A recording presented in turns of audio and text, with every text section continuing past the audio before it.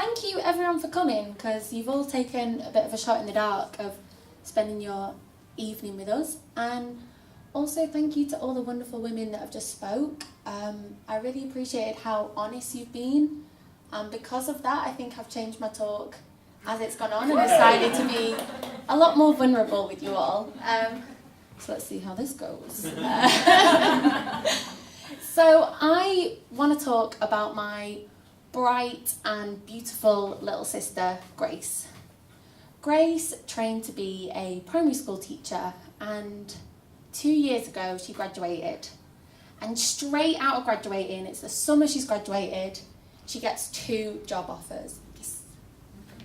Now, they're quite different job offers. The first was for a primary school in our local village, and it was the kind of school that all the good kids went to. It had this glowing Ofsted report, and it's where we went as kids. And if you were there, you could kind of have bragging rights. My mum would be like, "Oh, Grace works at this school," and all the other parents in Lululemon yoga pants would go, "Oh, that school," and they'd have that little moment of, "She's doing well. Yeah, I did well.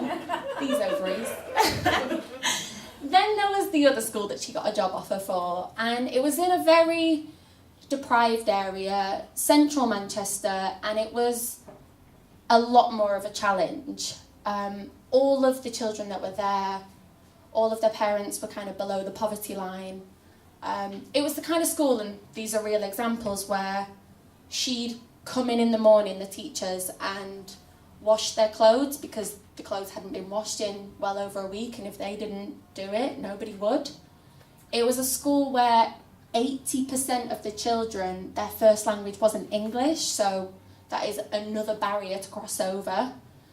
And it was a school where, for no one's fault, but a lot of the parents were unemployed, which it makes it a lot harder to discipline children, because at school, typically what you say to kids is, you need to sit and listen because you want to have a good job. And if you go home and you've not got them role models that are having good jobs or having jobs at all, that kind of doesn't correlate of I need to work hard. So it just makes your job as a teacher a lot more difficult. And Grace went with the second school, the one that I've just mentioned. And the reason that she said that she went with that one is she said, "I can make more of an impact here." And that was huge. And my mum was annoyed at her. But it was huge to me, really huge. And I went home, so this is back in Manchester. I went home and I saw her and I said, "So tell me what's happening." And she told me this really beautiful story, and I just had to share it with everyone, because I share it with everyone I meet because it's absolutely beautiful. Grace had this one child in her class called Mehmet, and his parents were from Turkey. They'd moved over quite recently. And Mehmet wasn't speaking at all, wasn't speaking even a tiny bit. And Grace knew that he understood her because she'd say, "Mehmet, put on your coat," and he'd put on his coat. So she knew that he understood her, but he'd been mute for 6 months. And her job as a primary school teacher is to get him to read and write up to a certain level. And at the minute, he hasn't spoken a word in 6 months. Grace goes home, racks her brains, and is like, "What can I do?" And this just shows just how gorgeous Grace is, because she's literally in her spare time thinking about a child in her class. So she does a little bit of research into Mehmet and finds out that his mum and dad own a kebab shop. And from that, she then goes to our local kebab shop and asks for 50 leaflets and loads of them polystyrene boxes that you get. Now, Grace has a little section in her class that changes each week. It could be a greengrocer's, a post office. On a Monday morning, it's a kebab shop. And she walks in the class and she's got this little look on her face and she's thinking, "This will get you." She walks in at break time. She expects maybe he's interacting a little bit. Mehmet sat there going, "I need a 311 from you guys, and this is supposed to be kosher. Is this kosher? And kofta, I need lamb kebabs kofta over here. Is anyone going to get me that?" Mehmet's speaking, and he can speak, and he's got a huge voice. And Grace, who went into teaching to make a difference, has made that little boy's life so different. And that was amazing to me. That is so worth my mum being angry at us for her to take that job on. And that boy's going to have such a better future because of my little sister. Yes. So I speak to her a year later on. And first year you get a little bit of time allowance when you learn to be a teacher. They give you a little bit of breaks to plan your lessons, etc. Second year it gets full on. They really crank up the volume. And I say to Grace, so how's second year gone? Have you got any cute little stories for me? And she says, no, not really. I'm doing a lot of admin now. I'm just having to do analysis for all of our kids, and everyone's got a working out grade, and I've got to do a report on everyone. And that just made me so angry that second year, she can't look after the kids and give them the life purpose that she is so built to do, because she goes home on a Friday and steals kebab leaflets so that her kids can talk. She isn't able to do that anymore because she has loads of admin to do. What?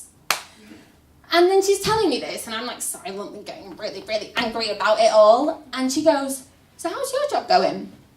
And I go, oh, yeah, I had to do some invoices today, and then this thing didn't happen really with Google Analytics, and then, oh, yeah, this really annoying thing, I had this, like, spreadsheet. And she was like, what is it you do again? I was like, well, I help local businesses and I help them make a difference, and I make a really big impact on the world. She's like, just the spreadsheet thing. And I was like, oh yeah, the same thing, admin, not living my life purpose, except the really stupid thing is, I'm the person that's stopping that. I'm doing spreadsheets. I'm not making the difference.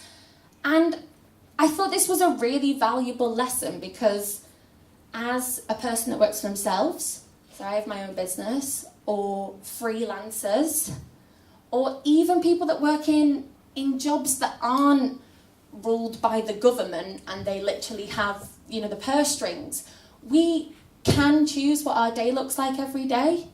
And instead of choosing to do all of the boring stuff, the admin, why aren't we doing the things that actually make a difference to their everyday lives, to people's actual lives? And I really learned a lesson from Grace that day, that we can start to change that. And I've made a really big change in my life, and I'm not doing the admin, the spreadsheets, the blah, blah, blah. And you must all have examples where on a Monday morning you go in and I'm like, I'm going to check Gmail for 3 hours, when actually you signed up for that job because it makes this impact, or because that excited you, or you started a business because of X, Y, Z, and they're all fantastic reasons.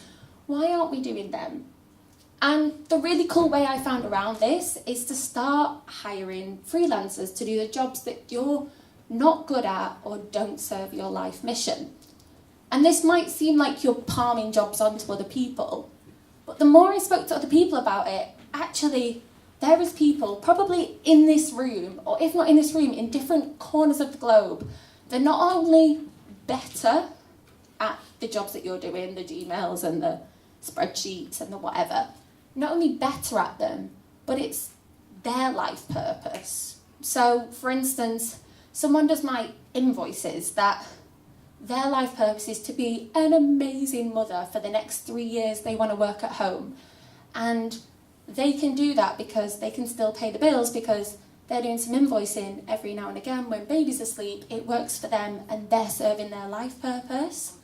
And that really excited me, that we can start growing businesses where we do the things we are shining and good and brilliant at, that can make children talk for the first time, or in my case, help businesses grow so they can take their kids to Disneyland. Whatever your thing is, the reason you started, whatever it is you can do that and give someone else the rest of the jobs. I have a lot of practical advice on freelancing. I know all of the ways to do it, but this talk was kind of just to get everyone to think, how do I actually shift? Because there's a lot of guilt that we should be doing them spreadsheets, but actually there's someone else that wants to do your spreadsheet so you can work on changing your bit of the world. If you do want practical advice, come chat to me at the end. Willing to give that all away. And if Alice and Sophie want to give my email out, I have slide decks on actually the practical stuff. But guys, don't do the things that don't make your heart sing. Someone else can do them, and they'll do it better than you, and there's a reason they want to do it. Thanks, guys.